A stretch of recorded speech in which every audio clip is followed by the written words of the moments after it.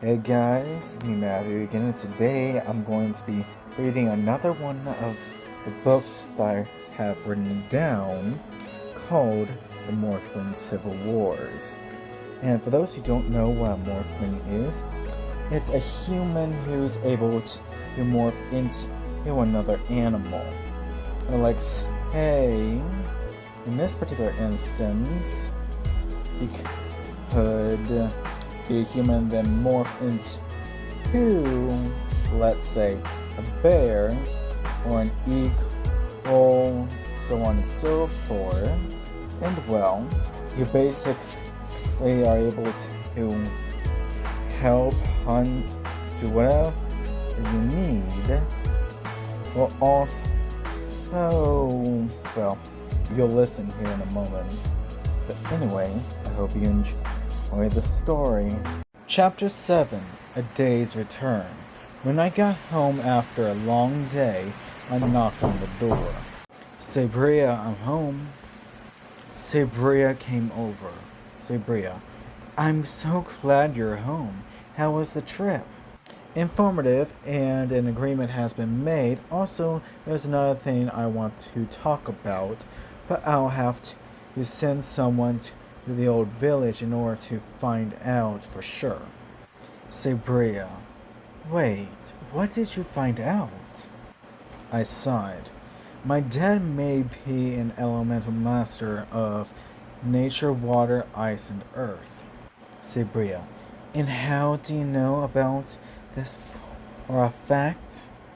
Because the Elemental Master Tribe Council said that his first and last names are Wind Clash, though I thought Wind was just his middle name, but no, it's his first, and I need to know why he didn't tell me this. Oh, and one other thing I found out. Your mother, Gal Aurora, is the Gravity Council member's daughter, who is a combination of the elements gravity, speed, darkness, time, light, and form.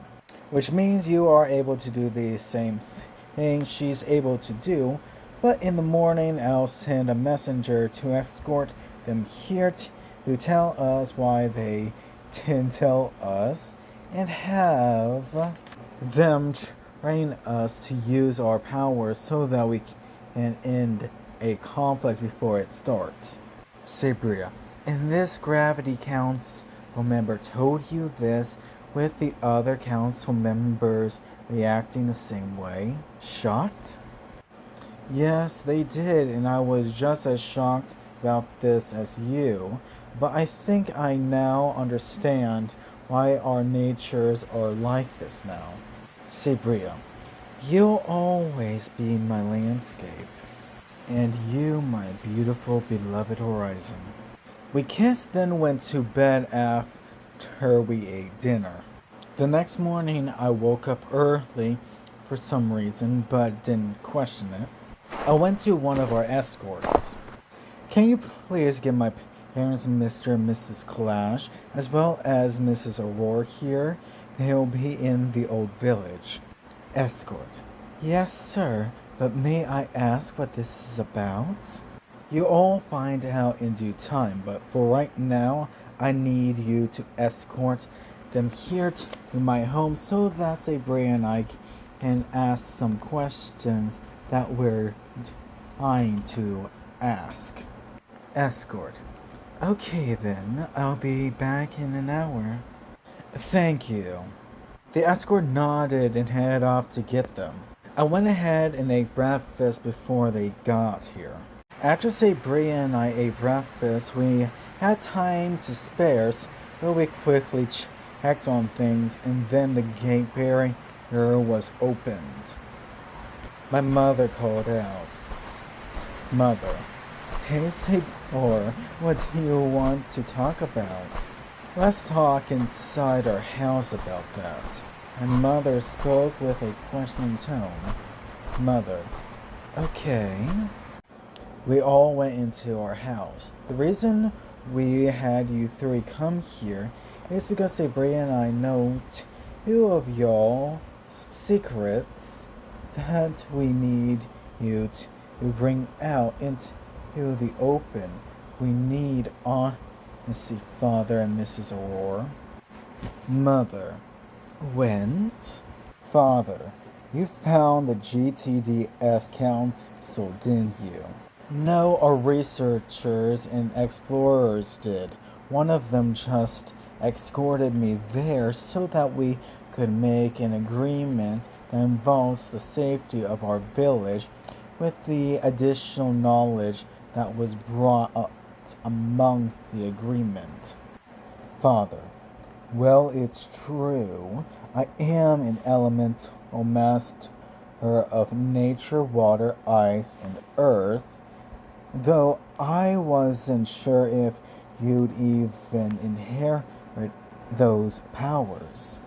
I only found out 2 days ago, and the other reason why I asked you here is so that you can train us to use our powers efficiently for the best effectiveness to those who dare to try to take our village. Father, I'll see what I can do, but this took me years to learn how to use these properly. I'm not you. I will do the training as fast as I can, even if it's slow. I'm determined to do my duty as the chieftain of the Saber Clan. Father, well then, when can we start?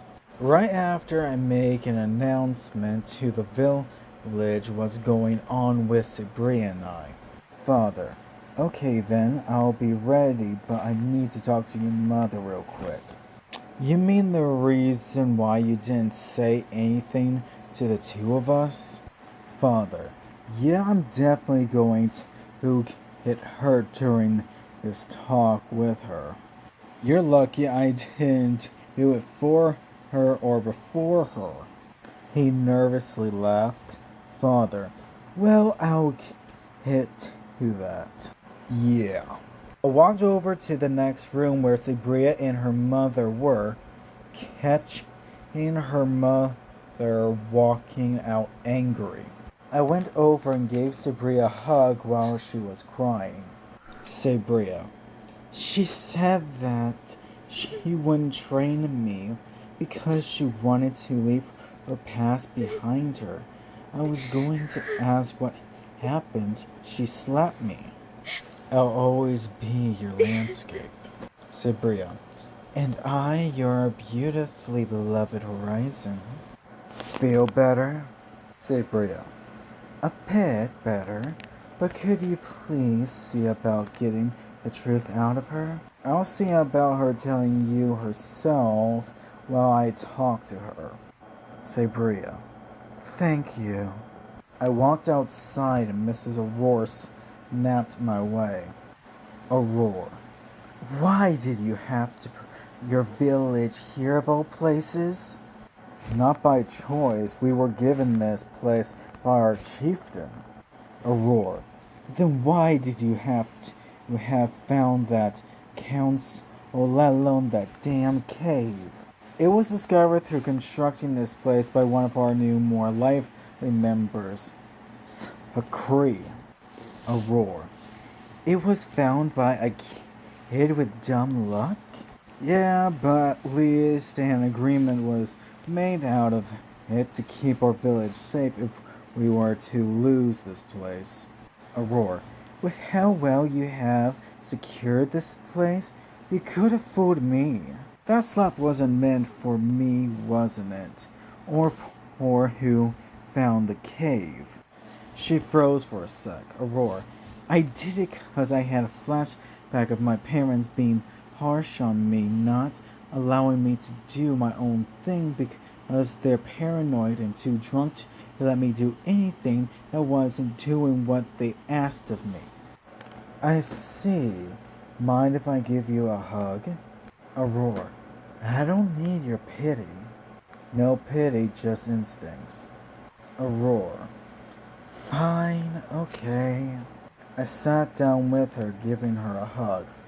You need to tell my beloved your story so that she'll understand why. A roar. Are you telling me what to do? I laughed. No, ma'am. Just letting you know what you can do in order to be better than your parents. A roar.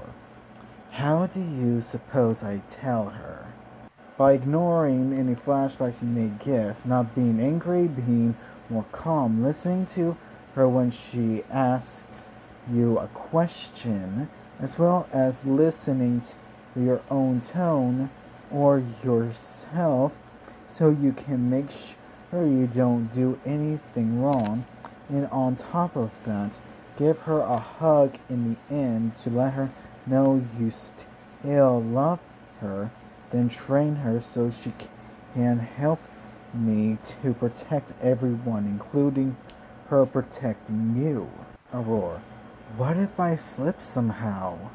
If you do, I'll ask you to calm down, then you try again on where you were and continue explaining until the end. Do you think you can manage that? Aurora, alright, I'll try, but there's no promises if I don't end up doing it right. Then I'll encourage her to save you when she has a chance, then you can try again and again until you get it right. Aurora, you're persistent, you know that? I just go with the flow of things. I smiled. Aurora, let's get this over with. Okay then, after you, I insistently holding the door. Aurora, persistent and a gentleman. I smiled. Once we got back inside, we went to Sabria when we saw her encased in a void of space. Aurora ran over to Sabria. Aurora, Sabria, sweetie, I'm sorry for slapping you. I just didn't know why your clan had to find that forsaken cave. That's what I was mad about, not you. So if you could, Sabria. No, leave me alone. I don't want to hear your excuses. I just wanted you to love me. Aurora, I do, Sabria dear. I do love you. You were a blessing in my life the moment I found out I was pregnant with you in my womb and after you were born. I witnessed your first steps, your first words. I was there to see when you first morphed into a saber-toothed tiger. That's right, I was there hiding so you could find what you were waiting for to become. I witnessed it all except what happened after that, since I wasn't allowed to interfere with you learning and maturing to become a big, brave young woman. I'm sorry I wasn't there to see that, but I know you have had this young gentleman to help you with all that for you, which I am very grateful for. She kissed my cheek. I was shocked. Aurora, I am sorry. Now please come out of there so I can give you a kiss on the forehead. Sabria. Okay. She calmed down and the void of space disappeared around her. Then Mrs. Aurora gave her daughter Sabria a kiss on the forehead like she said she gave us a hug.